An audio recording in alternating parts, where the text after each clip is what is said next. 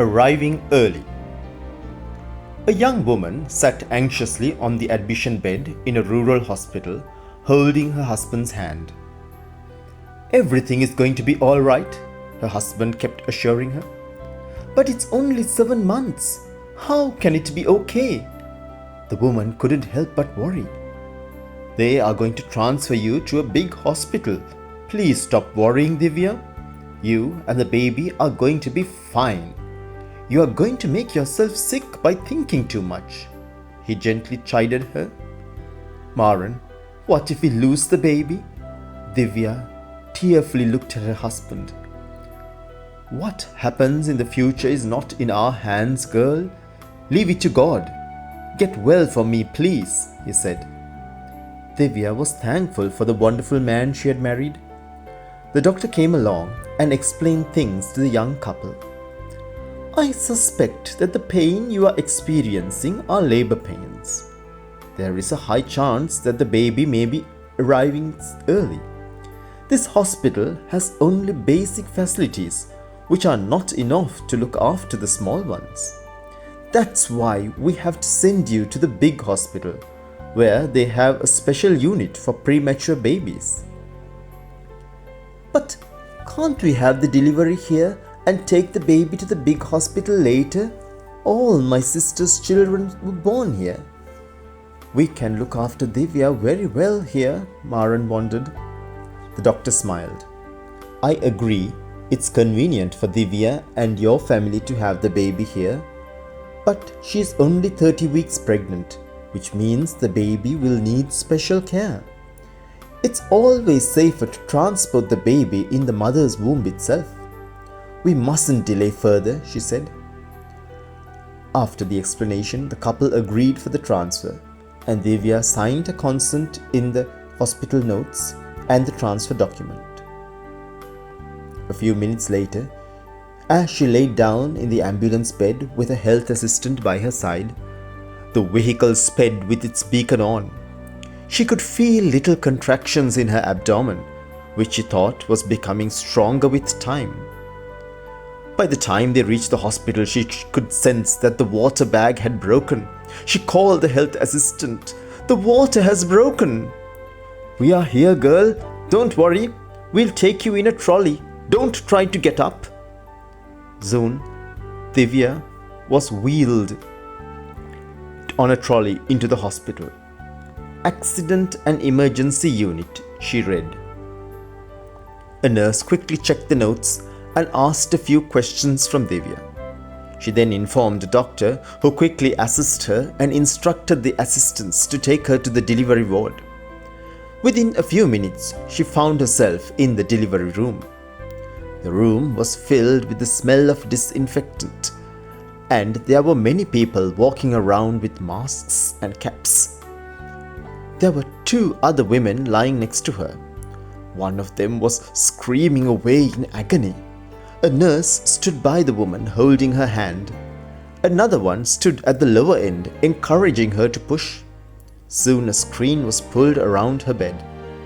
Divya was very frightened. She wished someone was by her side to comfort her. But everyone was running here and there, doing something else or the other.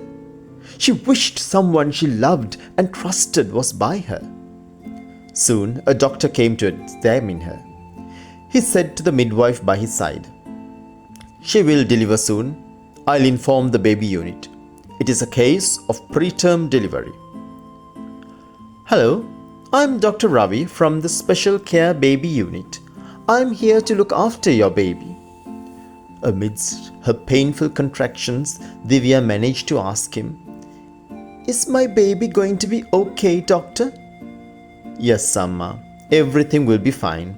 We have prepared for the worst, but it is likely we won't need much intervention," he spoke to her kindly. "Doctor, can I please know about my home folk? They must be here somewhere. My husband will be worried." "Amma, I can't leave you now, lest the baby arrives. I'll definitely look for them later." With an excruciating pain, Divya felt her baby come out. Soon the room was filled with a high-pitched wail of Divya's baby. "That was a good cry, thank God for that," she heard the midwife exclaiming. Divya felt that all her pain was worth the while.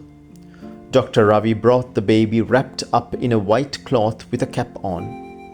"Here's your son, Amma. He is a strong one. I'm going to put him on your chest for a while, then take him to the baby unit, because he is too small and may not be ready for feeding from you yet. He needs to be kept for observation." "Will it be all right, doctor? Please take him to the baby unit straight away if that's better. I don't have to hold him if it's not good for him." "No, Amma. It's important that a baby touches its own mother's skin first.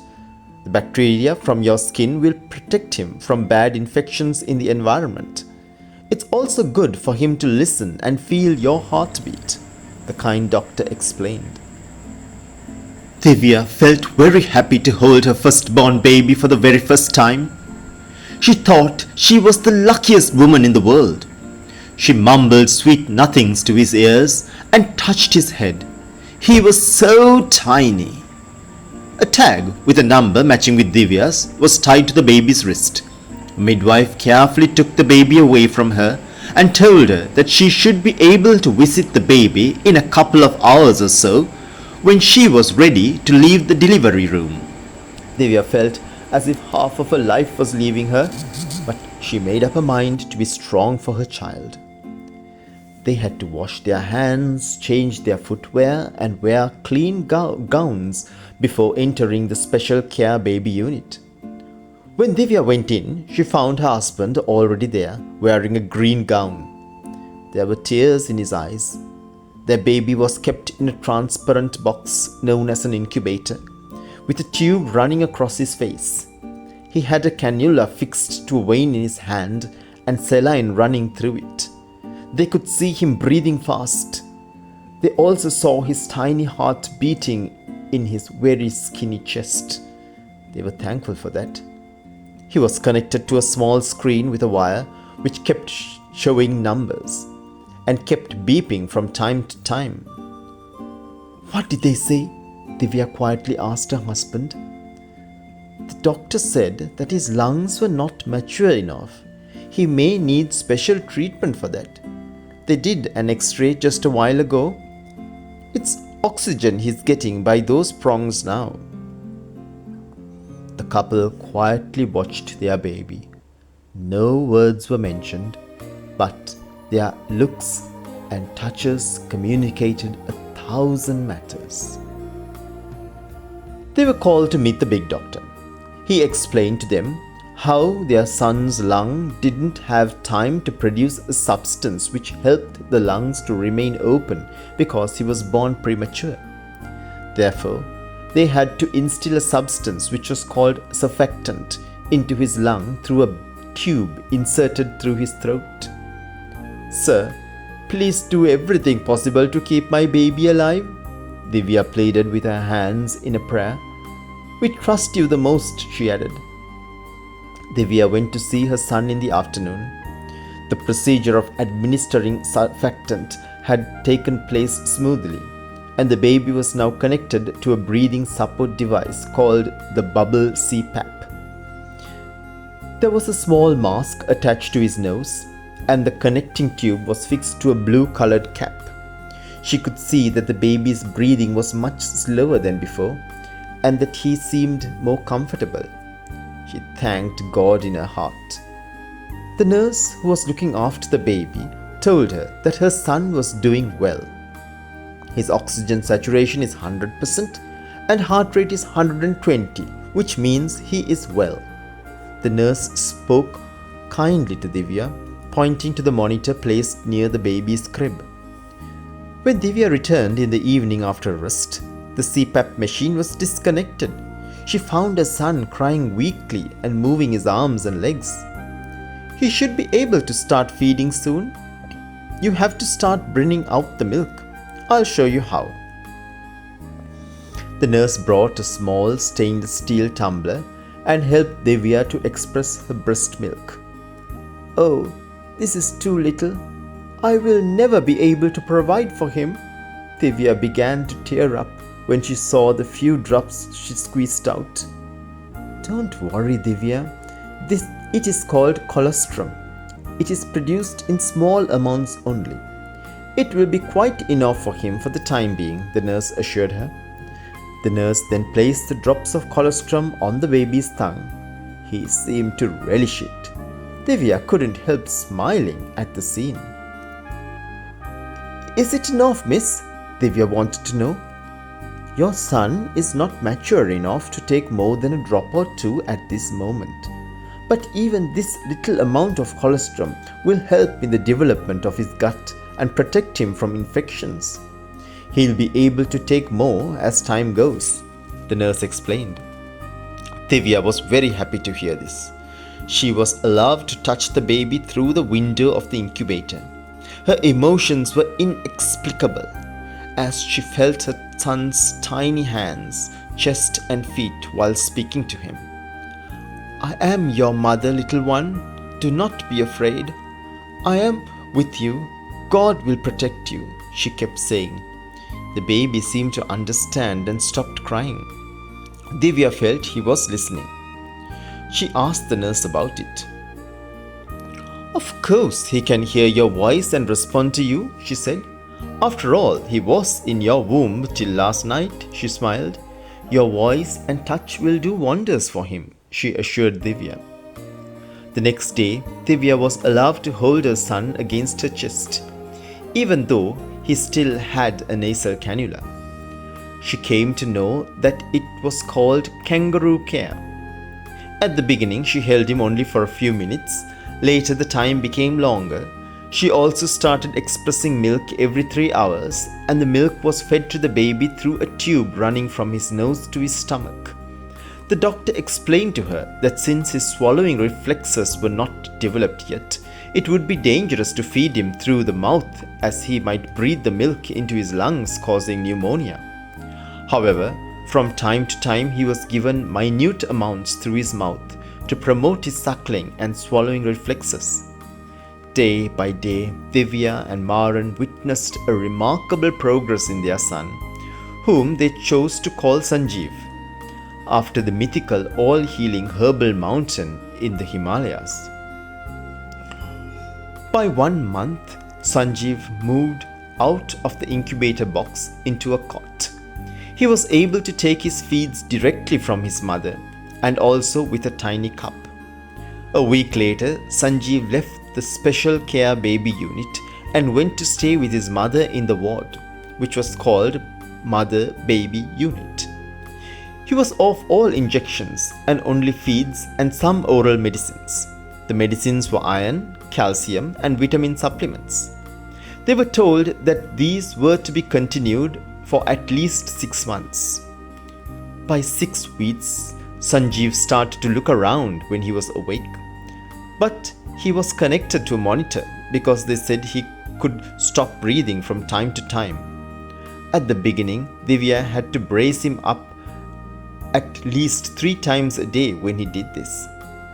But gradually these incidents became less and less frequent. Divya and Maran were given several instructions and demonstrations on the care of their sons preparing for his return home. They were also told about the emergencies that may happen and what to do in such times. On the 56th day, Sanjeev was discharged from the hospital with an appointment for review. It was a day of rejoicing for all at home. Their house was thoroughly cleaned and the gentle scent of incense lingered everywhere. A lamp was lit and kept as a sign of auspiciousness in the hall. His grandparents from both sides were waiting for him, as were his aunts, uncles, and cousins. Everybody regarded the tiny champion with awe. "Oh, look at him! What tiny feet!" exclaimed a cousin. "Of course they are. He arrived early," said his elder sister. "Don't touch him yet. He is delicate," an aunt advised the young ones. "We won't trouble you now, Sanjeev. Just grow up to play with us," shouted another cousin. Divya felt happy for Sanjeev, for all the love and care he would receive in the future. "It's time for the awarding!" Divya was awakened from her reverie by Maran's excited whisper. "Are you all right? You are in a daze," he said. "Oh, Maran, I went down memory's lane for 16 years. God has been so good." Maran held his wife's hand and smiled. "Yes, he has. Look, there's our son." They looked where a short, bespectacled and handsome Sanjeev stood in the line ready to receive his awards. Yes, he was shorter than his classmates, which was to be expected due to his extremely low weight at birth, but he was exceptionally intelligent and active. Today, he was receiving awards for the championship in chess and table tennis, as well as his outstanding performance in literature and music. He was one of the best performers in the GCE ordinary levels as well. The road had not been smooth. There were several visits to the hospital with illnesses mild and severe, frequent school absences, and other concerns. Looking back, Divya felt that all the trouble they as a family went through was worth it. They proudly stood up along with the rest of the audience, clapped hard with tears in their